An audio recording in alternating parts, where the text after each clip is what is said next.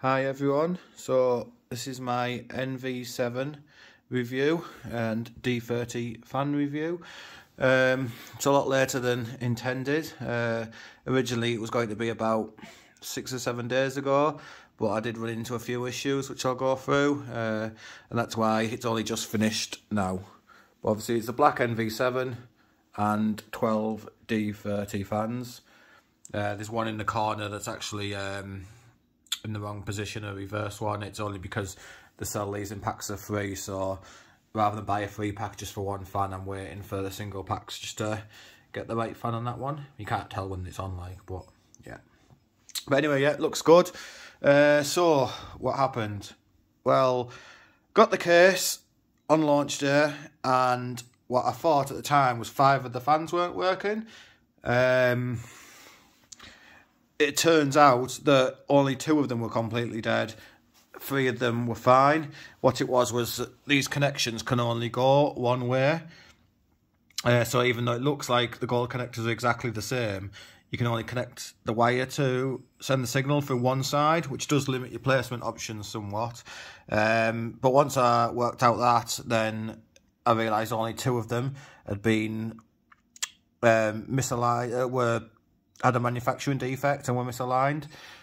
So while I was waiting for them, it was 1 reverse fan and 1 regular fan. I didn't realise, but I had to send all 6 fans back, 2 packs, 1 pack of 3 for each one, because it was 2 different types. And in the meantime, a cable tidy from inside the case, which you'll see later on, broke just by itself with very little pressure. So in the end, I just took it all back, and I've just got these replacements today. Built them, no issues at all. So I think it is an early days for the NV7, and I think there are a few kinks to work out on this first batch. But the one I've got now is fine. As you can see, it's looking good. I've got signal RGB on. I haven't been into the BIOS and set all the fans speeds yet. That's why the bottom ones and the back ones aren't spinning. But obviously I'll do all that soon. I think I can get to about 800 RPM without them making a single noise. So they're really good. They're extra 5mm thick, so they're 30mm, hence the name, compared to 25 of a standard fan. And that allows them to push a lot more air through. So yeah, that's the front. So signal RGB's got a theme going on there, white and blue, which I really like. But I'll compare it later on.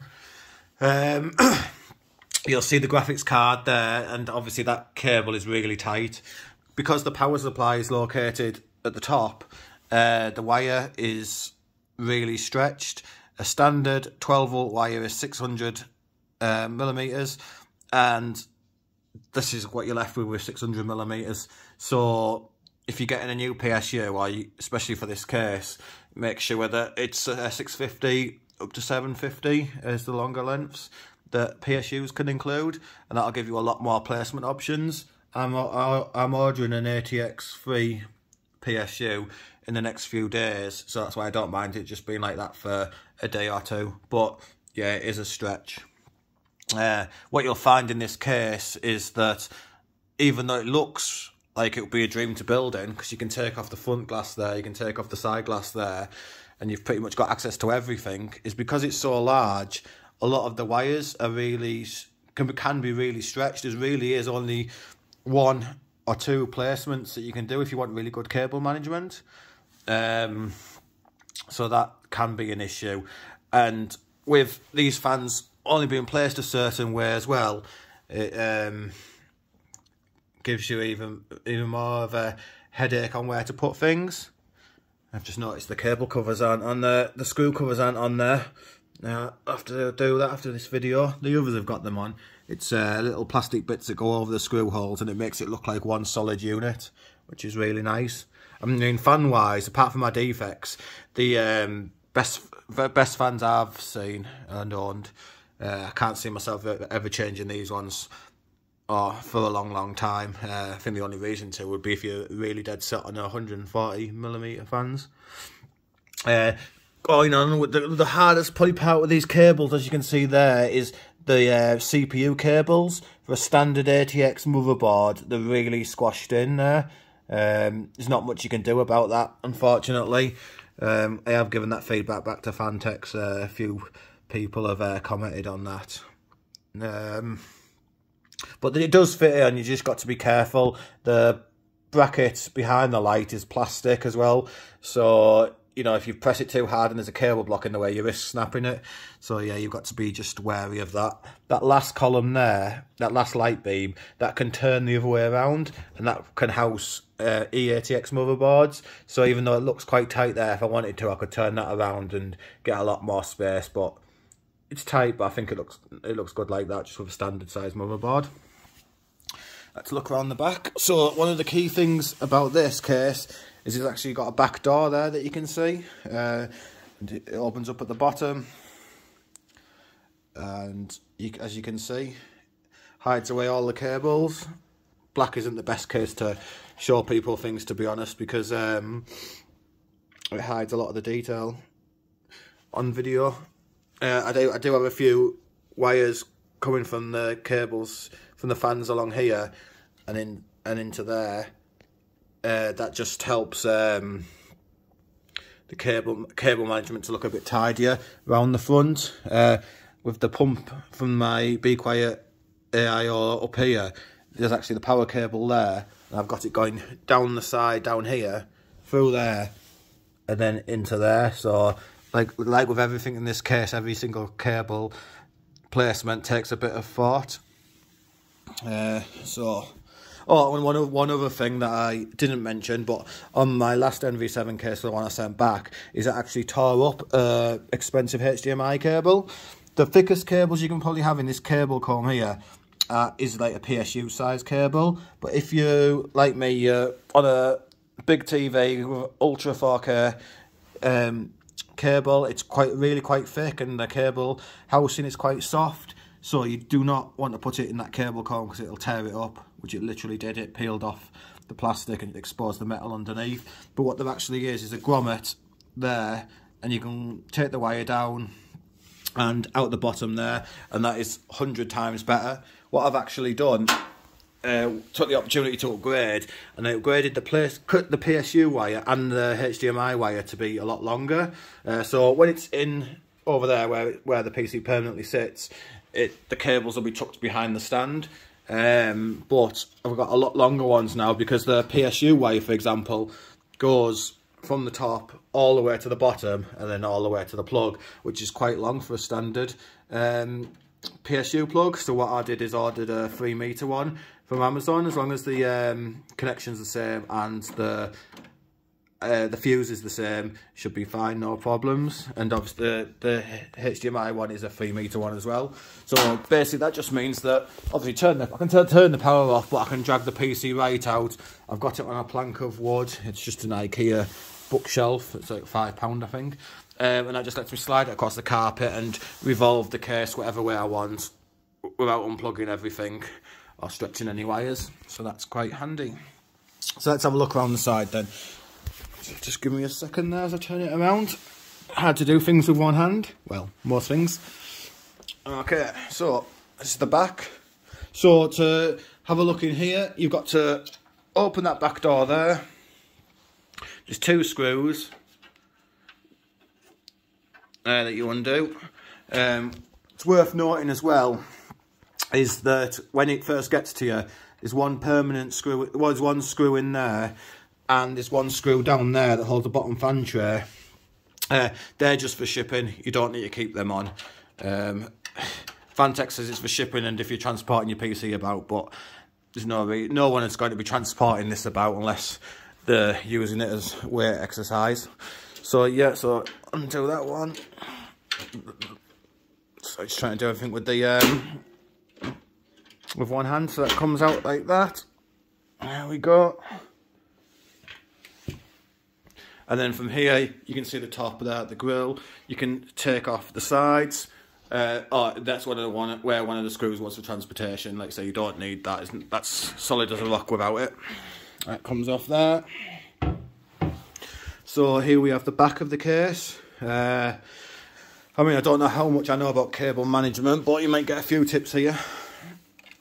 So, PSU's at the top, spinning about. You got your wires going down here. It's quite deep. It looks a little bit like a rat's nest there, but it is quite organised. Like, say, you are really limited with what cables go where. So, you know, there's not too much you can do, really. We've got two panels here for SSDs or standard hard drives. My PC is also a media server, so I think I've got about 20 terabytes of SSDs. And I can obviously play movies and things. It's for movies and games, and I can play them on that TV, obviously. But I've also got it set up so I can send the signal wirelessly to my bedroom TV, which is also 65-inch OLED. So that comes in really handy for films. So yeah, two SSDs there. You've got to have the flex on the cables to allow the tray to come out without pushing on anything. Originally on my other case I had the cable connections there, but you don't want that because it affects the, it's easy for them to come dislodged with the wires down there. So yeah, that's in there. There's room for another SSD there. There's two there, and I'll show you the second one. You can also store wires at the bottom down there to run it along, depending on what you need. And then, yep, this one, open up, and you can store another SSD there. There's one at the front, and then that little compartment next to it. They say it's for holding motherboard wires, or PSU wires, but realistically, you can't get too much down there, and those prongs get in the way, so I think maybe on a revision, Fantex could use that space a bit more productively. But yes, in terms of storing SSDs, which is what all I use now, is it's really good. There's an RGB hub at the side, which powers all of these fans.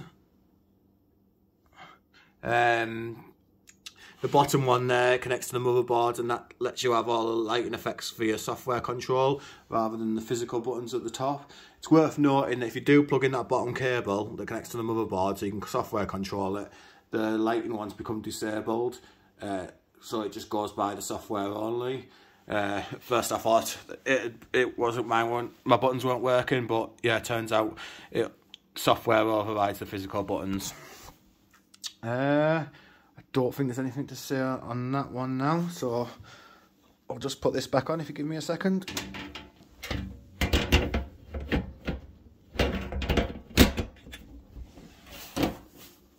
Okay, that's on, so I'll go right into the front and I'll give you my general thoughts before I log off for the night. One thing what might come in handy for you is where best to put your connections to have the best cable wiring. So for this fan tray here, it is the bottom right fan is your connection point. That way it allows you to take the tray out, dust around it, and put it back in without any major disruption. You don't have to move the AIO fans or anything like that. The bottom fans, I think the best placement is at the top right there. You can barely see that cable. Run it behind and then through the motherboard there, and then that's a really clean look. Because of the one-way connection, you've only got two choices here, which is top right or bottom left. But if it's bottom left, you'll see the wire going up, so that's not great. This one is bottom right, and then you run the wire up and then through the side in there. And this one is top left, and the cable goes above the PSU. One good point actually is install the fans first before you install anything else, so you can run all the cables through the various holes, because otherwise you end up removing the power supply or taking off the radiator all the time when you realise things don't work or aren't optimal. So yeah, it looks really good. I'm happy with it now. It's been a hell of a journey, by far the hardest case to build in, and it's ironic because it actually looked the easiest case to build in. Would I recommend it? I think it comes down to two things. I think one, if you really like the look of the case above any other case on the market, yes, it's worth it, but you've got to put in the time and effort to do it. It's not, compared to other cases, it's a lot harder, or at least certainly ones I've had experience of, which is the Lanley XL and the 4000D and 5000D Corsair units. If you're torn between two cases, probably the other case is easier to build in, so I would go for that one. If you love the D30 fans, they do use JST connectors, and this case does have that JST hub, and that will should influence your decision quite a bit, because otherwise you've got to use adapters to change them into a standard ARGB connection. I mean, it does come with the adapters, but it's just another layer of wire management, which kind of defeats the point when these are meant to be less wires in the first place. But the two units do go together really well. So if you're torn between this case and something else, I would give this case maybe a 7 out of 10. Purely that score because of the issues that I've mentioned today. The finished result is probably a 9 out of 10. I mean, me personally, if I was going to give some advice for a revision of an NV5, which I believe they're going to do, which will be a smaller one, and an NV, 10 or 11, which is going to be a bigger one, is I would suggest moving the motherboard, the PSU shroud to the side behind the motherboard. That'll clear a lot of space off, and I think it only makes it something like 2 or 3 centimeters wider, and obviously a hell of a lot lower profile. That would be a big thing. I don't think they need to, as mentioned, have the screw in there and the screw in the side panel at the back for transportation. If they're adamant on having extra support there, then there's better ways to do it, like a thumb screw or a clip. I think that's generally it. Obviously, I mentioned about the wires there. That needs another .5 centimetre of clearance. But yeah, I'm happy. I never want to change my case ever again. So, unless something really tempting comes out, I don't think I'll ever bother. It's just going to be a lot of hassle, especially when the D30 fans go so well with this case. Possibly if a smaller profile one came out, but as you can see, I need the SSD storage, so it depends on the options there. Next week I'm getting a new PSU, so I'll put a video out about that. But yeah, if anyone else has got the NV7, let me know what you think. And are you going to get it now it's out and available, or are you going to hang fire and get something else? Let us know in the comments. Cheers, guys.